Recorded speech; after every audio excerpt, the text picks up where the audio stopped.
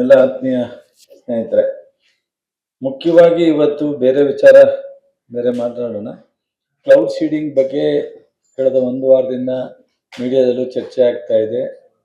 ಸರ್ಕಾರದಲ್ಲೂ decision ತಗೊಳ್ಳುವಂಥ ಹೋಗಿ ಕ್ಯಾಬಿನೆಟಲ್ಲಿ approve ಮಾಡಿ nodal ಏಜೆನ್ಸಿನ ನಮ್ಮ KNNMDಗೆ ಕೊಟ್ಟಿದ್ದೀವಿ. ನೀರಾವರಿ ಇಲಾಖೆ ಮೂಲಕ ಮಾಡ್ತಾ ಇದ್ದೀವಿ.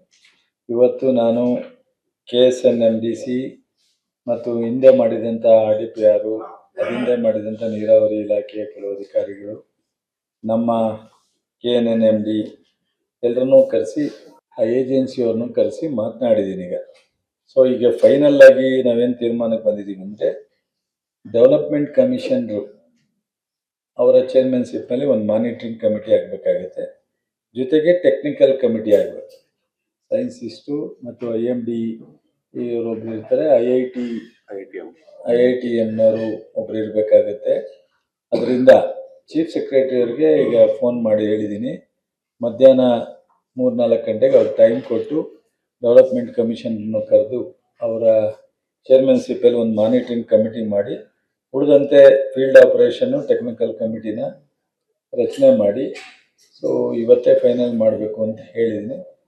ಸೊ ದೆನ್ ಆ ಕಮಿಟಿ ಫಾರಮ್ ಆದ ಕೂಡಲೇ ಫೀಲ್ಡಲ್ಲಿ ಸೊ ಮಾನಿಟ್ರಿಂಗ್ ಮಾಡ್ಕೊಂಡು ರಿಪೋರ್ಟ್ ತಗೊಂಡು ನಮ್ಮ IMD ಮತ್ತು KSNMDC ಅವರು ಸೊ ಅವರು ಕ್ಲೌಡ್ ಸಿಚುವೇಶನನ್ನು ಕೊಡ್ತಾರೆ. ಅದರ ಆಧಾರದ ಮೇಲೆ ನಾವು ಏಜೆನ್ಸಿಗೆ ಏನು ಅಗ್ರಿಮೆಂಟ್ ಮಾಡ್ತೀವಿ ಅವರು ಅದನ್ನು ಆಪ್ರೇಟ್ ಮಾಡ್ತಾರೆ. ಸೊ ಇದನ್ನು ನಾನು ಇವತ್ತು ಅಂತಿಮವಾಗಿ ಯಾವ ರೂಪರೇಷವನ್ನು ಕೊಟ್ಟು ಯಾವ ರೀತಿ ಕ್ಲೌಡ್ ಸೀಡಿಂಗ್ಗೆ ಆಪ್ರೇಟ್ ಮಾಡಬೇಕು ಅನ್ನೋದ್ರ ಬಗ್ಗೆ ಒಂದು ಡಿಸ್ಕಸ್ ಮಾಡಿ ಒಂದು ತೀರ್ಮಾನ ಮಾಡಿದ್ದೀನಿ. ಖಾಸಗಿದಾದರೆ ಟಕ್ ಅಂತ ಮಾಡ್ಬೋದು. ಸೊ ಸರ್ಕಾರದಂದಾಗ ಪ್ರೊಸೀಜರ್ ಎಲ್ಲ ಮಾಡಬೇಕಾಗತ್ತಲ್ಲ. ಸೊ ಹಾಗಾಗಿ ನಾನು ನಿನ್ನೆ ಒಂದು ಪ್ರಿಲಿಮಿನರಿ ಮೀಟಿಂಗ್ ಮಾಡಿದ್ದೆ.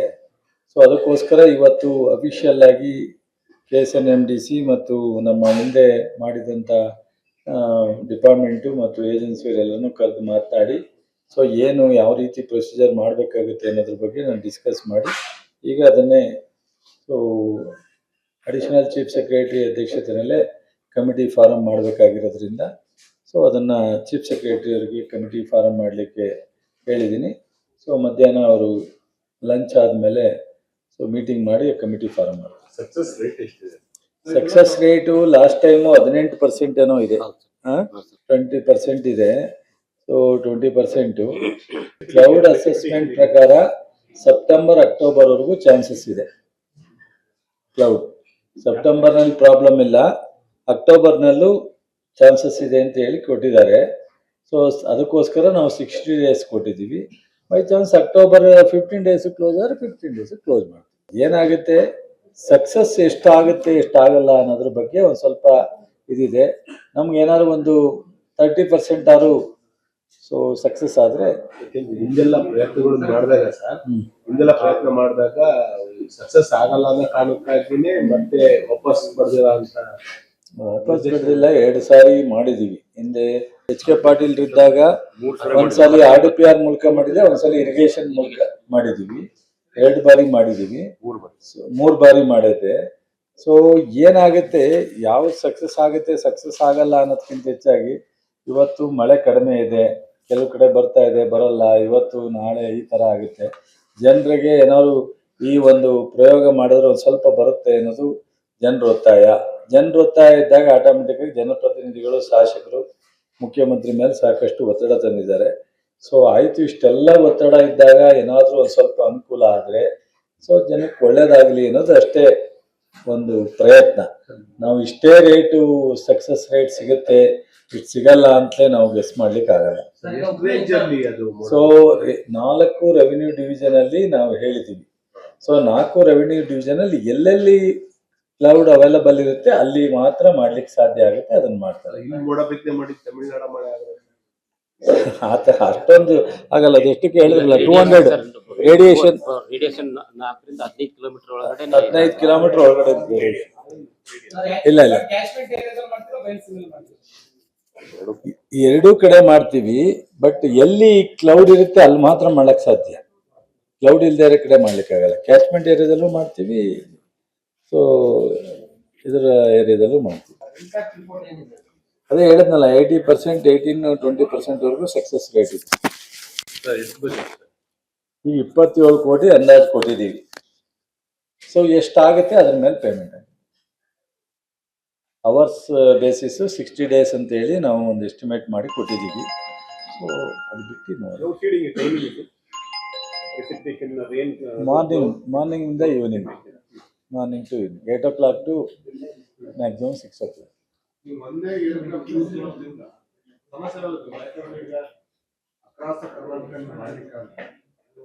ನೋಡೋಣ, ಸ್ಟಾರ್ಟ್ ಆದರೆ ಕಮಿಟಿ ಎಲ್ಲ ಮಾಡಿ ಸ್ಟಾರ್ಟ್ ಆದರೆ ಮತ್ತೊಂದು ಏರ್ಕ್ರಾಫ್ಟ್ ಯೂಸ್ ಮಾಡಬೇಕಾಗತ್ತಾ, ಇದರಲ್ಲೇ ಮಾಡ್ಬೋದಾ ಕ್ಲೌಡು? ಸೊ ಸೈಮಲ್ಟೇನಿಯಸ್ ಆಗಿ ಎಲ್ಲ ಕಡೆ ಕ್ಲೌಡ್ ಇದ್ದು ನಮಗೆ ಅವಶ್ಯಕತೆ ಇದ್ದರೆ ಅವಾಗ ನೋಡೋಣ. 18 to 20, 18 ಇಂದ 20. ಈಗ ಹವಾಮಾನ ಇಲಾಖೆ ಸೆಪ್ಟೆಂಬರ್ ಅಕ್ಟೋಬರ್ ತೀರಾ ಮಳೆ ಬರಲ್ಲ ಅಂತ ಹೇಳಿ ಸರ್, ಅಥವಾ ಆ ಹಿನ್ನೆಲೆಯಲ್ಲಿ ಯಾಕಂದ್ರೆ 18-20% ಸಕ್ಸಸ್ ರೇಟ್ ಅಂತಂದ್ರೆ ಸರ್ಕಾರಕ್ಕೆ ದುಡ್ಡು ಲಾಸ್ ಅಂತ ಅನ್ಸುತ್ತೆ. ಸೊ ಹವಾಮಾನ ಇಲಾಖೆ ಏನಾದ್ರು ತೀರಾ ಬರದೇ ಇಲ್ಲ, ಶೂನ್ಯ ಅಂತ ಏನಾದ್ರು ರಿಪೋರ್ಟ್ ಕೊಡಿ, ಅದಕ್ಕೆ ಈ ತರ ಏನಾದ್ರು ಮಾಡ್ತಾರೆ, ಏನ್ ಮಾಡ್ತಿದ್ದಾರೆ? ಹೌದು, ಈ ಸರಿ ಮೊದಲಿಂದನೂ ರಿಪೋರ್ಟ್, ಎಕ್ಸಾಕ್ಟ್ ರಿಪೋರ್ಟ್ ಸಿಗೋದು ನಮ್ಗೆ 15 ದಿವಸದ ಒಳಗಡೆ ಇರುತ್ತೆ. 2 ತಿಂಗಳು 3 ತಿಂಗಳು ರಿಪೋರ್ಟ್, ಎಕ್ಸಾಕ್ಟ್ ರಿಪೋರ್ಟ್ ಸಿಗಲ್ಲ. ಸೊ ಈ ಬಾರಿ ಬರಗಾಲ ಅಂತಲೇ ಇರೋದು, ಮಧ್ಯದಲ್ಲಿ ಬರುತ್ತೆ, ಕಂಟಿನ್ಯೂಟಿ ಇಲ್ಲ ಅಂತ, ಬಂದ್ರೂ ಕಂಟಿನ್ಯೂಟಿ ಇಲ್ಲ ಅಂತ. ಸೊ ಅದರಿಂದ ಸೊ ಸಾಕಷ್ಟು ಒತ್ತಡ ಇರೋದ್ರಿಂದ ಇದೊಂದು ಪ್ರಯೋಗ ಮಾಡೋಣ ಅಂತ ಹೇಳಿ. ಸಕ್ಸಸ್ ರೇಟ್ ಕಡಿಮೆ ಇರೋದ್ರಿಂದ ಸರ್ಕಾರಕ್ಕೆ ದುಡ್ಡು ಲಾಸ್ ಅಲ್ವಾ? ಹೌದು, ಬಟ್ ರೈತರ ವಿಚಾರ ಬಂದಾಗ ಸ್ವಲ್ಪ ಪ್ರಯತ್ನ ಮಾಡಿದ್ರೆ ಒಳ್ಳೇದಾಗದೇನೋ ಅನ್ನೋ ಒಂದು, ಅಟ್ಲೀಸ್ಟು ಕುಡಿಯೋ ನೀರಿಗೆ, ಕೆರೆ ಕಟ್ಟೆಗಳಿಗೆ, ಗ್ರೌಂಡ್ ವಾಟರ್ ರೀಚಾರ್ಜ್ಗೆ, ಇದಕ್ಕಾದ್ರೂ ಸ್ವಲ್ಪ ಅನುಕೂಲ ಆಗುತ್ತಲ್ಲ, ದನ ಕರುಗಳಿಗೆ ಮೇವಿಗೆ. ಸೊ ಈ ಥರ ಸಣ್ಣ ಪುಟ್ಟ ಕಟ್ಟೆಗಳು ತುಂಬಿದ್ರೆ ಸೊ ಅಟ್ಲೀಸ್ಟ್ ನಮ್ಗೆ ಏನಾಗುತ್ತೆ, ಈ ವರ್ಷ ಕಂಟಿನ್ಯೂಸ್ ಆಗಿ ಈ ಥರದ ನಾವು ಪ್ರಾಬ್ಲಮ್ ಎದುರಿಸ್ತಾ ಇರೋದ್ರಿಂದ ನೆಕ್ಸ್ಟ್ ಜೂನ್ ಜುಲೈವರೆಗೂ ಪ್ರಾಬ್ಲಮ್ ಆಗುತ್ತೆ. ಈಗ ಅಕ್ಟೋಬರ್ ಆದ ನಂತರ ನವೆಂಬರ್, ಡಿಸೆಂಬರ್, ಜನವರಿ, ಫೆಬ್ರವರಿ, March, April, May, June, so ಆ ಒಂದು 8 ತಿಂಗಳು ಸೊ ನಾವು ಆ ಥರದ ಸಮಸ್ಯೆ ಎದುರಿಸದ, ಏನಾದ್ರು ಒಂದಷ್ಟು ಅಲ್ಲಿ ಇಲ್ಲಿ ಕಟ್ಟೆಗಳ ನೀರು ತುಂಬಿದಾಗ ನಮಗೆ ಜನವರಿ ಫೆಬ್ರವರಿವರೆಗೂ ಸ್ವಲ್ಪ ವಾಟರ್ ಟೇಬಲ್ ಇಂಪ್ರೂವ್ ಆಗೋದು ಮತ್ತು ದನ ಕರುಗಳಿಗೆ ನೀರು ಸಿಕ್ಕೋದು, ಮೇವು ಸಿಕ್ಕೋದು ಆಗುತ್ತೆ. ಆ ಒಂದು ಕಾರಣದಿಂದ ಈ ಡಿಸಿಷನ್ನ ನಾವು ತಗೊಂಡಿದ್ವಿ. ಬೇಗ ಈ ಕಮಿಟಿಗಳು ಫಾರ್ಮ್ ಮಾಡಿ ಸೊ ತಕ್ಷಣಕ್ಕೆ ಇಂಪ್ಲಿಮೆಂಟ್ ಮಾಡೋ ಥರ ಪ್ರಯತ್ನ ಮಾಡಿ. ಕಮಿಟಿ ಇವತ್ತು ನಾಳೆನೇ ಮಾಡಬೇಕು ಅಂತ ಹೇಳಿದ್ದೀನಿ. ಸೊ ಕಮಿಟಿ ಆದ ತಕ್ಷಣ 1 or 2 days ಅಲ್ಲಿ ಕೆಲಸ ಸ್ಟಾರ್ಟ್. ಸರ್, ಈಗ CWMA ಮತ್ತೆ ಆದೇಶವನ್ನ ಶಿಫಾರಸ್ ಮಾಡ್ತಾ ಅದನ್ನ ಆದೇಶವನ್ನ ಕನ್ವರ್ಟ್ ಮಾಡಿದೆ. CWC ಆರ್ಸಿದ ಆದೇಶ ಶಿಫಾರಸು ಆದೇಶವಾಗಿ ಮಾಡಿದ್ದಾರೆ. ಈಗ CWRC ಏನು 9 TMCಗೆ ಇದು 9,000 ಕ್ಯೂಸೆಕ್ಸ್ ಅನ್ನ ಬಿಡ್ಲಿಕ್ಕೆ ಆದೇಶ ಮಾಡಿತ್ತು, ಅದನ್ನೇ ಯಥಾವತ್ತು ಅಪ್ರೂವ್ ಮಾಡಿದೆ CWMA. ಸೊ ಅವರು ನೆನ್ನೆನೂ ಅಸಮಾಧಾನ ವ್ಯಕ್ತಪಡಿಸಿ ಹೋಗಿದ್ದಾರೆ, ಇವತ್ತು ಅಸಮಾಧಾನ ವ್ಯಕ್ತಪಡಿಸಿ ಹೋಗಿದ್ದಾರೆ. ಸೊ ನಾವೀಗ ಸುಪ್ರೀಂ ಕೋರ್ಟ್ ಮತ್ತೆ 27 ಅಂತೀನಿ, ಮುಂದಿನ ವಾರ 30th ಏನಲ್ಲ, ಮುಂದಿನ ವಾರ ಮತ್ತೆ ಪೋಸ್ಟಿಂಗ್ ಮಾಡ್ಕೊಂಡಿದ್ದಾರೆ ಡೇಟು. ಸೊ ನಾವು ನಿನ್ನೆ CWRCನಲ್ಲೂ ಸಹ ನಮ್ಮ ಟೆಕ್ನಿಕಲ್ ಟೀಮ್ ಹೋಗಿ ಬಹಳಷ್ಟು ಪ್ರಯತ್ನ ಮಾಡಿದ್ದೀವಿ. ನಾವು ಸೊ 9,000 ಬಿಡ್ಲಿಕ್ಕೆ ಕಷ್ಟ ಅಂತ, ಬಟ್ ಆದರೆ ಅವರು ಸಿಚುಯೇಷನ್ನು ಮತ್ತು ಇಂಪ್ಲೋ ಇವೆಲ್ಲ ನೋಡಿ ಅದನ್ನು ಮಾಡಿಬಿಟ್ಟಿದ್ದಾರೆ. ನೋಡೋಣ, ನಾವು ಒಕ್ಕೂಟದ ವ್ಯವಸ್ಥೆನಲ್ಲಿ ಸುಪ್ರೀಂ ಕೋರ್ಟ್ ಆದೇಶ, ಸೊ ಈ ಕಮಿಟಿ ಆದೇಶ ಮತ್ತು ಇಲ್ಲಿ ಪರಿಸ್ಥಿತಿ ನೋಡಬೇಕು. ಬಟ್ ಆದರೆ ನಮ್ಮ ರೈತರಿಗೆ ತೊಂದರೆ ಆಗದಂಗೆ ನೋಡ್ಕೊಳ್ತಕ್ಕಂಥ ಒಂದು ಜವಾಬ್ದಾರಿಯನ್ನು ನಮ್ಮ ಸರ್ಕಾರ, ನಮ್ಮ ಇಲಾಖೆ ತಗೋತೀವಿ. ಈಗ 14,000 ಇಂಪ್ಲೋ ಬರ್ತಾ ಇದೆ. ಅಲ್ಲೇನಪ್ಪ,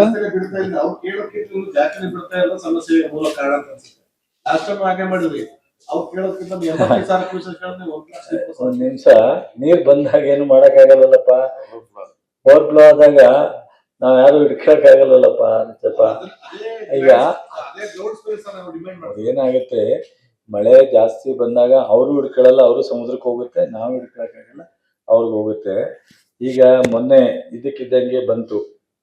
ಸೊ ಎರಡು ಕಡೆ ಕಬಿನಿನಲ್ಲಿ ಸಿಕ್ಕಾಪಟ್ಟೆ ಎಕ್ಸಸ್ ನೀರು ಬಂತು ಹೋಯ್ತು. ಅವ್ರಿಗೆ 14,000 ಇದೆ, ಇವತ್ತು 14,000 ಇದೆ. ನಿನ್ನೆ ಇನ್ಫ್ಲೋ 14,000 ಇದೆ 4 ಡ್ಯಾಮಿಂದ.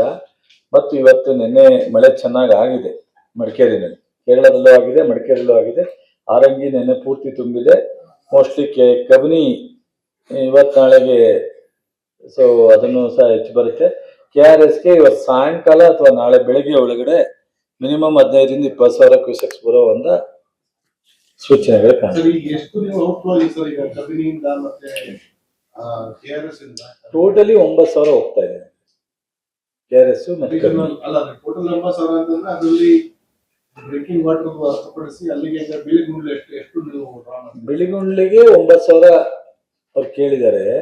ಸೊ ಮೊನ್ನೆ 10,000 ಹೋಗ್ತಿದ್ದನ್ನ ನಿನ್ನೆ 2,000 ಕಡಿಮೆ ಮಾಡಿದೀವಿ. ಇವತ್ತು ಅಲ್ಲಿಗೆ ನಿನ್ನೆ ಕಡಿಮೆ ಮಾಡಿರೋದ್ರಿಂದ ಇವತ್ತು ಅಲ್ಲಿ ಎಷ್ಟು ತಲುಪುತ್ತೆ ಸಾಯಂಕಾಲ ಸಿಗುತ್ತೆ. ಸುಪ್ರೀಂ ಕೋರ್ಟ್ ಮತ್ತೆ ಚಾಲೆಂಜ್ ಮಾಡೋದು ನಾವು ಟ್ರೈ ಮಾಡ್ತೀವಿ, ಅಲ್ಲಿ ಇನ್ನೂ ಕಡಿಮೆ ಮಾಡಿ ಅಂತ ಕೇಳ್ತಿದ್ದೀವಿ. ಅವರು ನಿಮಗೆ ಗೊತ್ತಲ್ಲ, CWRC CWMA ಬಗ್ಗೆ ಏನೂ ತೀರ್ಮಾನ ಕೊಡಲ್ಲ. ಸೊ ಹಂಗಂತೇಳಿ ನಾವು ಪ್ರಯತ್ನ ಬಿಡಕ್ಕಾಗಲ್ವಲ್ಲ. ಸೊ ಪ್ರಯತ್ನ ಬಿಟ್ರೆ ಅದು ಬೇರೆ ತರನು ರಿವರ್ಸ್ ಆಗ್ಬೋದು. ಅದಕ್ಕೋಸ್ಕರ ನಮ್ಮ ಪ್ರಯತ್ನ ನಾವು ಮಾಡ್ತೇವೆ. CWMA ಆದೇಶ ಪಾಲನೆ ಮಾಡ್ಕೊಂಡು ಸುಪ್ರೀಂ ಕೋರ್ಟ್ ಹೋಗೋದು. CWMA ಮಾಡಿರ್ತಕ್ಕಂಥದ್ದು ನಮ್ಗೀಗ 14,000 ಬರ್ತಾ ಇರೋದ್ರಿಂದ ಸ್ವಲ್ಪ ಮಟ್ಟಿಗೆ ಕಡಿಮೆ ಜಾಸ್ತಿ. ಮೊನ್ನೆ ನಾವು ಬರೀ 6,000 ಬಿಟ್ಟಿದ್ದು, ಅದಾದ್ಮೇಲೆ ಒಂದು ಸ್ವಲ್ಪ ಜಾಸ್ತಿ ಹೋಗಿತ್ತು. ಈಗ ನಿನ್ನೆ ಇನ್ನೊಂದು ಸ್ವಲ್ಪ ಕಡಿಮೆ ಮಾಡಿದ್ದೀವಿ. ಸೊ ಅದನ್ನ ನೋಡೋಣ. ಈಗ ನಮಗೆಲ್ಲ ಕಬಿನಿನಲ್ಲಿ KRS ಅಚ್ಚುಕಟ್ಟು ಪ್ರದೇಶದಲ್ಲಿ ನೀರು ಕೊಟ್ಬಿಟ್ಟಿದ್ದೀವಿ. ಅದ್ರದ್ದೆಲ್ಲ ಅದೊಂದು ಸ್ವಲ್ಪ ಹೋಗುತ್ತೆ. ಸುಪ್ರೀಂ ಕೋರ್ಟ್ ಅಲ್ಲಿ ಕೇಸ್ ಇರೋದ್ರಿಂದ ಆ ಕೇಸ್ ಸ್ವಲ್ಪ ಬ್ಯಾಲೆನ್ಸ್ ಆಗಿ ಮಾಡ್ತೀವಿ. ನಮ್ಮ ರೈತರಿಗೆ ತೊಂದರೆ ಆಗದಂಗೆ ಬ್ಯಾಲೆನ್ಸ್ ಮಾಡ್ಬೇಕಾಗುತ್ತೆ. ಏನಾಗುತ್ತೆ ಅಂದ್ರೆ ಸರ್, ನೀವು ಅಲ್ಲಿ ವಾದ ಮಾಡ್ಬೇಕಾದಾಗ ಬೇರೆ ಹೌದು, ಟೋಟಲಿ ನೀವು ಎಲ್ಲ ಈ ರಾಜ್ಯದ ಹಿತವನ್ನ ಕಾಪಾಡೋಣ. ಅಂತವ್ರು ಆದೇಶ ಕೊಡ್ತಾ ಇರ್ತಾರೆ, ಅವ್ರು ಹೋರಾಟ ಮಾಡ್ತಾನೆ ಇರ್ತಾರೆ. ನೀವು ಎಲ್ಲಕ್ಕೂ ಪರಿಹಾರ ಏನಂದ್ರೆ ಒಂದ್ ತಿಂಗಳು ಕಂಟಿನ್ಯೂಸ್ ಆಗಿ 10 ದಿವಸ ಮಳೆ ಬಂದ್ಬಿಟ್ರೆ ಅವಾಗ ಎಲ್ಲಕ್ಕೂ ಪರಿಹಾರ ಸಿಗುತ್ತೆ. ಹೋಮವನ್ನ ಮಾಡಿ ಕೇಳಿ ಸರ್ CM ದೇವರಲ್ಲಿ ಕೇಳ್ಕೊಂಡಿದೀವಿ. ನರೇಂದ್ರ ಸ್ವಾಮಿ ಅವರು ಹೋಗಿ ಪೂಜೆ ಮಾಡಿ ಬಂದವ್ರೆ ನಮ್ಮ ಪರವಾಗಿ. CM ಅವರು ಖಂಡಿತ ದಿವಸ ಪ್ರೇಯರ್ ಮಾಡ್ತೀವಿ, ನಾನು CM ಎಲ್ಲ. ಬೆಳೆ ಪರಿಹಾರ ಏನಾದ್ರು ಅಂತ ಕೇಂದ್ರ ಸರ್ಕಾರದಿಂದ ಇಲ್ಲ, ಸಂಕಷ್ಟದ ಸ್ಥಿತಿಯಲ್ಲಿ ನೀವು ಖಾತೆ ಕೊಟ್ಟಿದ್ದಾರೆ. ಇರ್ಲಿ, ಎಲ್ಲಾ ಸಂಕಷ್ಟನೂ ಎದುರಿಸ್ಬೇಕು. ಎಲ್ಲ ಒಳ್ಳೆ ದಿವಸನೇ ನೋಡೋದಾದ್ರೆ ಸಂಕಷ್ಟ ದಿವಸ ನೋಡೋದು ಯಾರು? ಜಲಾಶಯಗಳಲ್ಲಿ ಜಲ ಇಲ್ಲ, ಕನ್ಸರ್ನ್ ಮಾಡಕ್ ಸಂಪನ್ಮೂಲ ಇಲ್ಲ. ಇರ್ಲಿ, ಈಗ ಇರೋ ಸಂಪನ್ಮೂಲದಲ್ಲೇ ಏನಾದ್ರೂ ಒಂದು ರಾಜ್ಯಕ್ಕೆ ನಮ್ಮ ಇಲಾಖೆಯಿಂದ ಒಳ್ಳೇದು ಮಾಡುವಂತ ಕೆಲಸನ ಮಾಡಿ. ನೀವೆಲ್ಲ ಇರ್ತೀರಲ್ಲ ಸಜೆಷನ್ ಕೊಡೋದಕ್ಕೆ, ನಿಮ್ಮೆಲ್ಲ ಸಹಕಾರ ತಗೊಂಡು ಮಾಡಿ. ಬರ ನಿರ್ವಹಣೆಯಲ್ಲಿ ತಮ್ಮ ಇಲಾಖೆ ಪಾತ್ರ ಬಹಳ ಮುಖ್ಯ ಸರ್.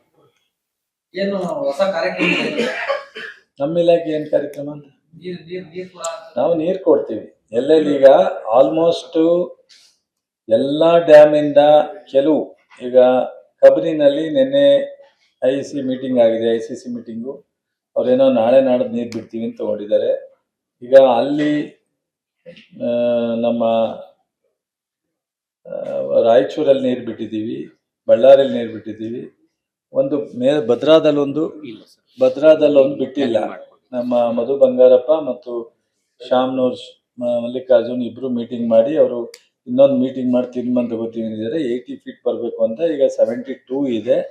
ಸ್ವಲ್ಪ ಕೆರೆ ಕಟ್ಟೆಗಳು ತುಂಬಿಸ್ಬೇಕು ಅಂತ ಹೇಳ್ತಾರೆ. ಕೆರೆ ಕಟ್ಟೆಗಳು ಕೇಳ್ತಾ ಇದ್ದಾರೆ.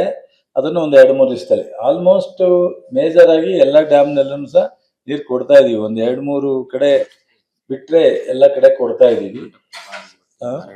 ಅಲ್ಲೆಲ್ಲ ಕೊಡ್ತಾ ಇದೀವಿ. ನಾರಾಯಣಪುರ, ಘಟಪ್ರಭಾ ಎಲ್ಲ ಕೊಡ್ತಾ ಇದೀವಿ. ಸೊ ರೈತರಿಗೆ ನಾವು ಕೊನೆ ಪಕ್ಷ ಅದೇ ಕುಸ್ಕಿ ಮಾಡ್ಲಿಕ್ಕೆ ಮತ್ತು ಕಟ್ಟೆಗಳು ತುಂಬಲಿಕ್ಕೆ ಆ ತರದ ಕುಡಿಯೋ ನೀರಿಗೆ ತೊಂದರೆ ಆಗೇನು ಕೊಡ್ತಾ ಇದೀವಿ. ಈಗ 4 ರೆವಿನ್ಯೂ ಡಿವಿಷನ್ ಅಲ್ಲಿ ಏಕಕಾಲಕ್ಕೆ ಕ್ಲೌಡ್ ಅವೈಲಬಿಲಿಟಿ ನೋಡೇ ಮಾಡ್ತಕ್ಕಂಥದ್ದು. ಸೊ ನಾವು ಕಮಿಟಿ ಮಾಡಿರ್ತಕ್ಕಂಥವ್ರು, ಒಂದು ಸೂಪರ್ವೈಸನ್ ಕಮಿಟಿ ಇರುತ್ತೆ, ಮಾನಿಟರಿಂಗ್ ಕಮಿಟಿ ಇರುತ್ತೆ, ಟೆಕ್ನಿಕಲ್ ಕಮಿಟಿ ಇರುತ್ತೆ. ಅವ್ರು ನೋಡ್ಕೊಂಡು ಸ್ಟೇಷನ್ ಮಾಡ್ತಾರೆ.